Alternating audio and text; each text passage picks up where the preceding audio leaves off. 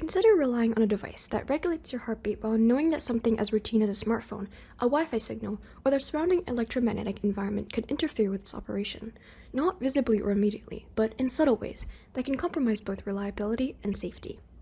Many pacemakers communicate using the Medical Implant Communication Service, or MIX band, enabling wireless monitoring and adjustment. However, this necessary openness introduces vulnerability. Electromagnetic interference, particularly from radio frequency sources, can disrupt pacing and behavior. This may lead to irregular pulses, pulses that do not align with the natural heart rate, or, in extreme cases, a complete absence of pulse delivery. As a result, patients are often advised to keep devices, like smartphones, away from their chest, using distance as a primary form of protection. This approach is becoming less practical. Modern environments are saturated with overlapping signals from 5G, Wi-Fi 6, Bluetooth, and wireless power systems. The issue is no longer isolated interference. It is the density of electromagnetic activity, creating a persistent and less predictable risk. Our goal is to introduce selective protection directly at the device level using a wearable frequency selective service, or FSS, which transmits certain incoming frequencies and reflects others. By designing a selector to reflect the frequencies that compromise pacemaker function, patients can protect their health through a single wearable device. We focus on two key frequency regions, each with a different filtering concept: 404 MHz and 2.45 GHz, which is used for pacemaker communication, as well as 10 kHz to 1 GHz, a highly prevalent range of everyday electromagnetic noise. For the former, we will use a bandstop filter, which blocks only a narrow range of frequencies. Think of it as closing specific doors, where interference is most likely to enter. In our case, we will block the MIX and ISM communication bands, the frequencies to which pacemakers are most vulnerable as they must remain accessible for medical use. For the latter, we will use a high-pass filter to block all lower frequencies while allowing higher ones through. This helps suppress the broad background noise throughout the entire radio frequency range generated by common electronics. Practically, this system is wearable and removable. A patient could wear it during their day-to-day for protection from typical electromagnetic signals, and remove it when direct communication with the pacemaker is required. A key innovation is flexibility. Traditional FSS designs rely on rigid materials, which are not suitable for wearables. We instead draw on emerging work in frequency-selective fabrics, using unconventional materials to achieve both flexibility and performance. Overall, our objective is to develop a compact and lightweight FSS specifically tailored for pacemakers, designed to provide reliable protection in increasingly complex electromagnetic environments. Before discussing our approach, we will define some important terminology. An FSS is an array of repeated elements called unit cells.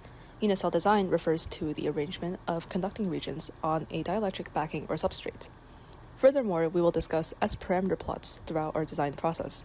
The reflection coefficient S11 measures the portion of the incident wave that is reflected or blocked, while the transmission coefficient S21 measures the portion of the incident wave that is transmitted.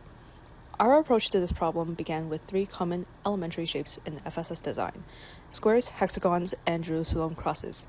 We constructed unit cell designs with each of these shapes to examine the resulting frequency response. During simulation, the FSS was assumed to extend infinitely and to be completely flat, allowing us to model a single unit cell with periodic boundary conditions. Since a real FSS is composed of many unit cells with very small area, our results are a valid approximation of real frequency responses. We used the physics setup from an FSS model in the COMSOL database, only changing the plane geometry to reflect our designs. At the core of our model is Maxwell's equation in waveform, which describes how electromagnetic fields propagate, interact with materials, and ultimately determine which frequencies are transmitted or reflected by our design. The design chosen for the hexagon was a loop resonator, which acted as a high-pass filter. With increased loop size, S21 approached 0 decibels quickly, indicating increasingly ineffective blocking of radio frequencies. Moreover, variation of the dielectric constant of the substrate shifted the resonant frequency of the FSS.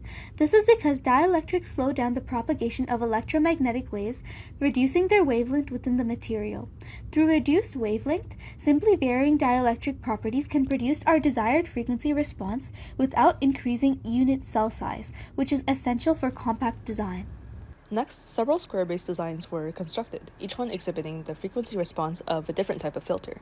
Inverting the conductor and dielectric regions of a design inverted the filter, such as from a low-pass to a high-pass. However, varying the dimensions of a particular unit cell geometry did not change the filter type, only shifting the S-parameter curves. Differences in frequency response are the result of changes to the equivalent circuit of the unit cell, which only occurs when the geometry is altered. The design chosen for further analysis was the inverted dotted border, which resulted in a bandpass filter with a very high resonant frequency. Thus, for the frequency range of interest with upper bound 1 GHz, this design acts as a high-pass filter and blocks the radio frequencies dangerous to pacemakers. Individual parameter sweeps revealed the effect of each design dimension on wave transmission. The S21 curve shifts up with increased unit cell size, border thickness, cutout width, and decreased fabric thickness. Using these results, finalized parameters were chosen to minimize transmission by shifting the S21 curve downward. This ensures that all radio frequencies are effectively blocked from the pacemaker and cannot interfere with its function. The dielectric material chosen for this design was aramid fiber with carbon fiber as the conductor. These are both much more flexible and lightweight than standard FSS materials and can be woven together to create the grid-like unit cell design. So far, we have explored high-pass filters. The Jerusalem cross design performed instead as a bandstop filter. Two key variations here were designed to individually target the mixed and ISM bands. As discussed earlier, pacemakers are vulnerable to these bands as they are used for communication. We have found that the choice of dielectric affects resonance frequency. Materials were thus chosen to block the required frequencies while maintaining useful properties. The ISM band filter uses Roger 6010, a very common choice for medical applications and miniaturization due to its dielectric constant of 10.2. The mixed band filter used titanium dioxide because its extremely high relative permittivity of 90 enables extreme miniaturization of the 404 MHz resonators, even while still being biocompatible, ensuring the size of the cell is suitable for pacemaker shielding while still filtering out such a low frequency. Ultimately, the square unit cell design provides effective radio frequency blocking while using materials compatible with a wearable device. The flexibility and low weight of aramid and carbon fibers are essential for a device that can be comfortably worn in the long term. Thus, we moved forward with this concept.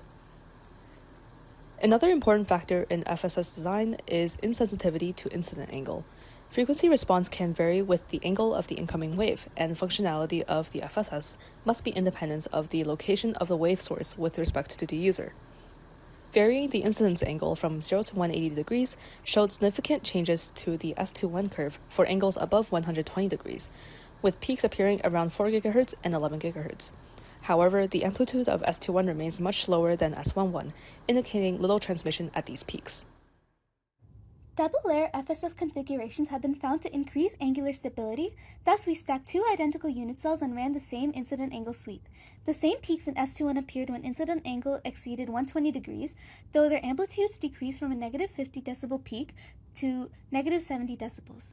Ultimately, the additional transmission reduction is insignificant due to the already low S21 values of the single-layer design, and adding the second layer only makes the device less compact. Our final design is thus a single-layer inverted dotted border using an aramide fiber substrate and carbon fiber conducting regions.